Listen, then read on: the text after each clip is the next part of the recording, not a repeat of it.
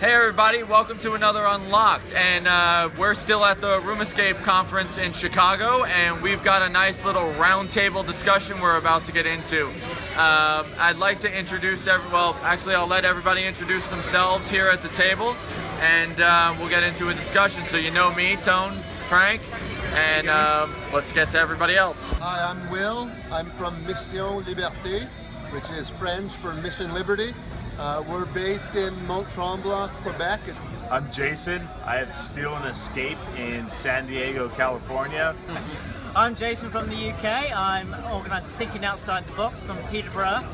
I'm Bruce Smith. I'm primarily an enthusiast. I played a ton of games. You can find me at bruceasmith.com. What brings you to the conference? I absolutely love these games. I want to find out everything I can about them. Super huge treat. Big surprise, everybody.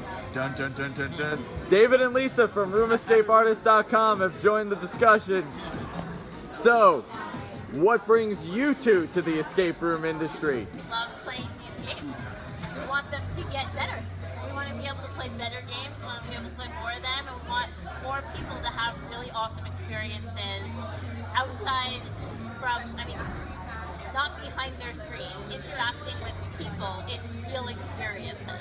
Okay, so experience level. From a background of coming from a teacher profession, I have to engage people into what they have to do, and creating puzzles was just natural to me. So I love puzzles. I love to be able to engage puzzles, to inspire people to try puzzles, and that's why I want to carry on in this industry and basically just try and be the best I can, make it as immersive as I can, and make people have a good time, really. Make people have fun. Basically, my background many years ago, I started in social programs in a hotel where I was entertaining guests. And what stuck with me was we would take serious people and get their kids all entertained elsewhere, and all of a sudden you have a bunch of adults playing musical chairs which they hadn't played in 20 years and having a blast. And when I played my first escape room, I knew right away that this would be a great fit in that environment. And so I sort of reached deep into my personal bag of tools and tried to resurrect some things I hadn't lived with for a while. So it was a lot of fun, and I've been enjoying every moment ever since. We went to, I was from the Czech, so we were in Czech and we went to Budapest and we went to an escape room there. And it sounded fun to me, and at least I thought she would be in the corner and I would be just crushing everything because I love puzzles. And we needed two people, so yeah, we'll bring her along and she'll just kind of chill out. And we went through this, and I don't know, it's just this awesome experience that you can't, only 30% of the people in America know about this. Like, you tell me, how can I tell people how great this is? Well, it's an interesting statistic, and Dave, I'd actually like to hear your opinion on this, because we were talking about this in some of the later seminars of the day. There is apparently over 3,000 new filed LLCs for the escape room industry for this coming quarter. I guess a couple thoughts. One, if you are one of those 3,000 LLCs, go to the escape room directory. It's run by a guy named Dan Ignor. It covers all of the escape rooms in the world. At the top of the page, he has something called the multi-submitter. You should submit your company to that. It will go out to a whole bunch of the map and list maintainers. Including me, which is helpful. Yeah, it's an international thing. It's good for your marketing, and it makes our lives a hell of a lot easier. Big topic in the immersive themed environment seminar that not really a topic, but a subject that got very heated throughout the afternoon. Budgets of escape games. Five Wits had said that they go, I forget what their actual number per square foot was, but I did the math. And if I was Five Wits and I opened at Trapdoor with the budget per square foot, we would have a $543,000 escape game. Is that the industry norm, or can you not play ball unless you have that budget? Is there ways to segue in and evolve to that budget? What do we really feel you know, like you're just starting out, is that something that intimidates you out? I think it just shows how much budget you should actually put towards your immersiveness of your escape room. I mean, Five Wits showed us how their scenery was absolutely awesome, and how much we should actually put into our scenery. I mean, if you've got a budget for, let's say, your puzzles, don't put it all into that. Put it into your scenery. Make an immersive experience for your player, because that's why they're going to come back to your game. I think that more owners should be putting their emphasis on the flow of the game. Regardless of the level of quality that you can build your scenery to, if you have a game that's all scenery, and no substance to it, that is far worse than a game that has really good puzzle flow, really good gameplay, and weaker scenery. In my room, I put in the brief, I have this exit sign. And I'm like, all right, don't take apart the exit sign because it's required by the fire department and we have to have it. And I just hate that exit sign because it just totally ruins the whole immersion. And people I talk to afterwards, they don't even realize the exit sign's there or the cameras in the room. I always thought, how can I hide these cameras? The puzzles are so awesome that that's all they care about. And yeah, the scene's immersive, the scene's cool, whatever, their sounds, but I don't care about these little things that I'm really worried about. What really gets me excited is when somebody who comes in who's not a gamer, who hasn't played before, maybe he doesn't even want to be there, but somebody, his wife, his kids, a friend of his, have dragged him reluctantly there, and he gets caught up and completely engaged in the simplest element of the game, and he's lying on his back, looking under a piece of furniture, celebrating when he spots something that was hidden. It doesn't have to be $500,000 to, I've seen it in so many different games where people get thrilled. And if you can thrill someone for $500,000, if you can do it for $5,000, a thrill is a thrill, and that's what we should be aiming for. My wife and I went to an Alice in Wonderland room about a month ago, and it was built by the owner, his wife, and his daughter, and an artist friend. And they had just spent so much time and effort, just them, on the room, and they built mirrors and giant doors and tiny doors and little corners and all of these features, and then as well as a tea party room that was, the art on the walls was as good as the art in a Disneyland ride. And that's because they dedicated so much craft and energy to that project. So it doesn't have to be high budget, like they said. But also what kept you immersed was the fact that the puzzles flowed and had a good sense to them. You're going to be opening up soon. How many players do you think you would need to have a month? Well, at the moment I am planning to have at least 2 to 6 players in one game, and that'll be an exclusive game just for that group. So Vegas. Yeah. That's where you were watching over. Right. I mean, that's Vegas. That's big time. There's about 8 rooms in town now. There's some of the more recent rooms that are closer to the strip are selling out on the weekends. The weekdays, not so much. So we still have that variance there. The farther off the strip, it kind of affects your business a little. Okay. Frank? Yes. Trapdoor? Well, we've been consistently getting over 1,000 now since the first couple of months, and I think we're averaging about between 1,000 and 1,200 a month. So a good month so far has meant somewhere close to, we'll be close to 4,000 people this month.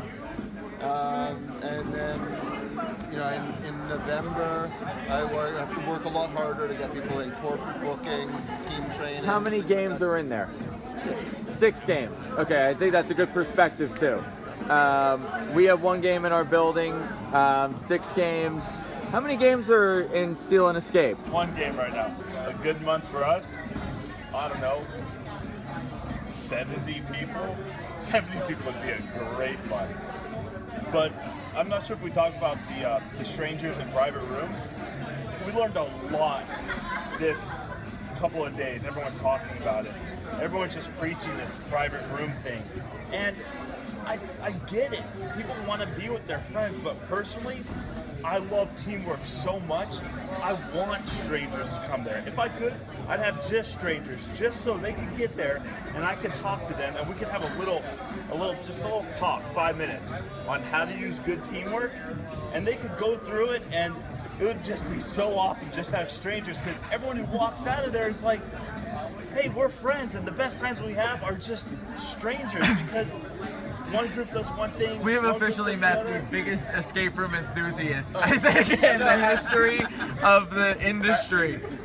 We do both. We have games that if people are 4 or more, they can ask for a private game. For 3 or less, we don't guarantee the private game. But if I see that it's a parent with 2 kids or 1 kid, it's tricky to merge those groups with someone else. So I generally flip them over to private. All right, so as we've gotten kind of through this discussion, we want to come back over and steal and escape. You're a little off the beaten path. Yep. Head counts are still low, Very. so struggling there. What have you been doing to try and get people in? We've been hitting up Instagram a lot, Facebook. We have Yelp reviews. We pay them to keep other escape rooms ads off of us. That's it. Protection model. Can I ask you a question? Yeah. Who's your audience? Who would your audience be? We have families of 4. We have people on date nights. We have bachelorette parties.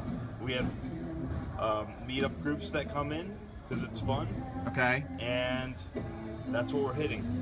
One of our fundamental things that we usually go into, if we open in an area, and this wasn't just escape rooms, this is any business I've been oriented with and managed or anything. First things first is we go right into the town, we introduce ourselves to every single bar, restaurant, retail shop, and anything we could possibly think of that will listen. We ask if we can put a flyer in the window. Yep. And business cards, brochures, whatever it may be, we whore ourselves out to the town. Sure. And typically people are very receptive, and it starts the word of mouth. And one of the great things about escape rooms, I'm sure you see this as a resort zone, is that we are the start of party night.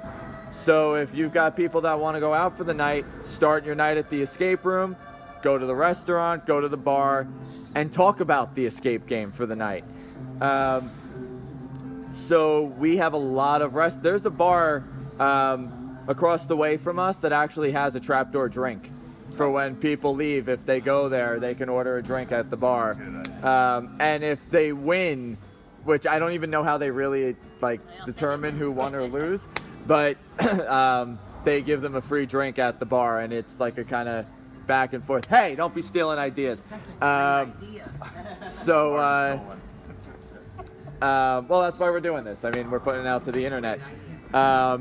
So, that was one thing we were talking about, was to, just grassroots, right from the bottom up. For me, recontacting the customers, because I have somewhat of a fishbowl to fish in, is doable. The hard part is, I'm not a big empire. If I want to market something, I got to do it. And when I'm doing that marketing, I'm not doing my accounting. I'm not planning the next room. I'm not watching the games that are in progress. Right. And so there's a real scarcity of time, because so many of these escape rooms are small businesses and you can't delegate everything. Well, I think definitely a pop-up in some way is probably a good idea to get noticed, really. A gazebo filled with an escape room. I mean, as long as it's done properly. All right, so yeah, pop-up, for anyone who's watching this from their phone or computer and doesn't know what a pop-up is, it's basically an escape room that can be structured up anywhere at any point to create a small little mini game. Yeah, again, you've got to make it immersive, you've got to make it good, especially for the situation. It's a very maybe small game that you can do. I don't want to go into fundamentals here, but how you run it. But that can give you great advertising, great guerrilla advertising for that. So maybe like town events, fairs, things like that, where you could throw something up and get in the public eye. We have a pop-up game we made, went to a festival, tried it. Everyone loved it. No one came because of it. but I'm not discouraged. I'm gonna try more festivals. That was just one we tried. We didn't have a list. We didn't get emails. No we didn't raffle. get names. We didn't do anything. You didn't do a raffle. You didn't do getting the email We address. didn't do anything. Normally, I would I'm do. learning, right? Come on. That's why we're doing this. I would have I'm done a learning. raffle, grabbing their email address and phone number, following up with a MailChimp email, and telling them about you to come back at a different time with a discounted rate. Maybe 10% off because I seen you at my booth. Yes. Maybe doing a live Facebook feed for the people that you are in front of, because that live feed on Facebook, to 1,000 followers, they each got to know at least one person. So that live feed being tagged and shared, you could reach a minimum of 2,000, and then again and again and again. So any of these things that he's talking about, it's called seeding. What you do today is not for tomorrow, it's for maybe a month from now. Okay. So things that we've done 4 months ago, we're just seeing come alive now. You're always getting things in the pipeline, I call it. Okay. So the pipe's got to be full all the time. The minute you let off, the minute you will get stagnant. By the way, guys, introduce yourselves. I'm Adam. I'm with The Great Escapist. I'm the vice president. And this is Larry. He's the CEO of The Great Escapist. He talks for me. He's my Where are you guys located? West Palm Beach. West Palm Beach. Very cool. Go check them out, guys. Actually, I have to tell you this. I was in San Diego for Comic-Con, and I went to play Jason's game. It is phenomenal. So one of the things we did at our place is to make a product that customers want to play. I created games I would want to play. His games, I play all day long. The problem that I've seen with you, we've talked about, is that even though you've got a great product, people don't know you. Yeah. And so I'm very big on social media and customer engagement. We're very strong in SEO, Facebook, Instagram, any kind of social media product to try to get our clients engaged. And I think that's where it would be very helpful for you to get engaged. I'll add, I'm guessing you probably don't have a press kit of any sort, media kit. I don't know what that is, so I'm gonna say no. All right, I'm gonna send you some information about how you make one of these things. But Awesome. you are a very personable guy. I've heard from so many people this weekend that your game is like a game that I have to be playing. Love it. Agreed. Yeah. Yeah, Good and reputation. See all you Right. guys. But it sounds like you have a really solid game. You're a personable guy. You probably should try and find a way to get out in front of some of your local media. Big audience. Yeah, because you don't need to reach a national audience. You need to just get some people flowing. Sure. And once they're coming, if your game is as good as I'm hearing, you know, and all the different people who have heard it from, I trust. Yeah. You know, I think you're going to have a much easier time once you start building that momentum. I think it sounds like you loved it. You're true to the game. You built it. But not only is he passionate, but apparently he's also got the design skills. Yes. What He brought his A game. he's got the A game in the skill Escape department. room without a single lock. One lock, but not a combination. Just to break in. I can't You got to give that credit. I right there. can't throw that one out there. But it seems the fundamental piece missing is the business side. I'll say what I tell everyone. I have this awesome associate's degree in military history. It's just How's it working for you? It's just not helping with this. I was actually going to say you may want to try and find a partner. This Yeah. may not be the part of the business that you're good at, and I can tell you, at least on Room Escape Art, there is stuff that I am terrible at. And You should definitely contact my office on Monday. We wouldn't be able to work without each other. A partnership can bring skill. I always have a rule with business that if you're lacking, nobody is a perfect business person all the way around. Right. Nobody in this round table Correct. can do everything. So you've got to bring in people who complement the skill sets you're missing. I think we could vouch right here at our end of the table. Frank and I have been working together for 10 years. Yep. Frank levels me out. I will come in and I'll be like, Off camera, not seeing his nod. We share that same dynamic over in our company. yeah, We level each other out. Yeah, you have to have that. I take things too far. He tends to be a little more restrictive. We meet in the middle and we don't kill people. That's what makes it work. As far as our team goes, I cannot do makeup. So we have a makeup effects artist to do the makeup. And she's on the team. Part-time, 30 hours a week or so. yeah, you've got to be at a point where you can actually cover that payroll, but you know, you could little by little make those relationships, and you know, you might want to consider bringing in someone who handles the business side. There is not a lot of information on the escape room business. I think, you know, everybody here would probably agree. There's not a lot of resources other than reviews of other escape rooms, and you know, that's great for game design, game flow, and what to do to not piss off your customers, but there's not a lot of business resource out there. Look outside of the escape room industry. That's it. I mean, everyone talks about how this is a new industry, no one knows how anything is going, but like, if you take the escape room world and break it down into its component parts, you've got like, you know, puzzle design and game design and set design and sound and lighting and, you know, scenery, you've got marketing, you've got accounting, you know, I can go on and I'm not. But the point is, you break it down into its component parts, and I think I wrote a post on this too. You aren't going to be good at all of this, and that's cool. Bring in people where you aren't strong, and also just learn from all of these other places. Even if you don't need to take it all, you don't need to master everything, but realize that when people say this is such a young industry, no one knows what's going on, that's absolutely wrong. This is touching on so many different industries. Read a lot. You know, my wife always laughs at me because we have an hour ride to Red Bank from where we live right now. As much as I love spending time with my wife, my favorite rides back and forth to work are the days I'm going back and forth alone, because I have audiobooks of business that I'm listening to every week, a different one, whether it's, you know, on Facebook marketing, whether it's on YouTube marketing, whether it's on business in general, SEO. As you guys, I think, you guys were talking about SEO.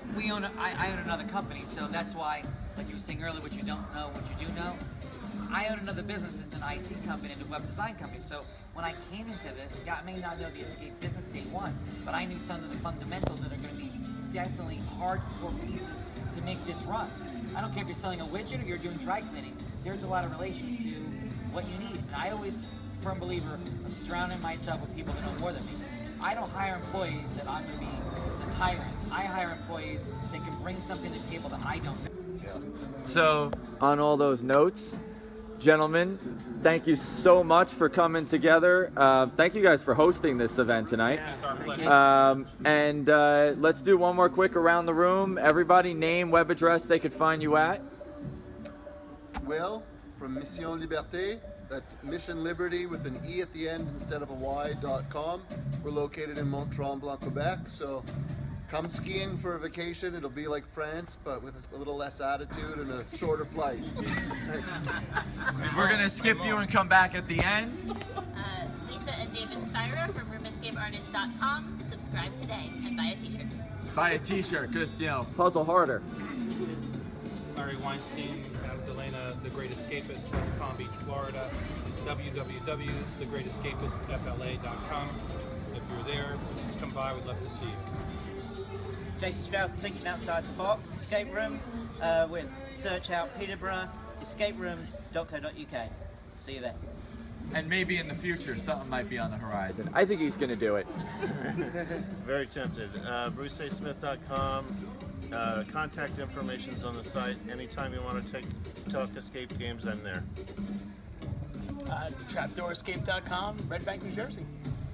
And most importantly, Steal and Escape. What's the web address?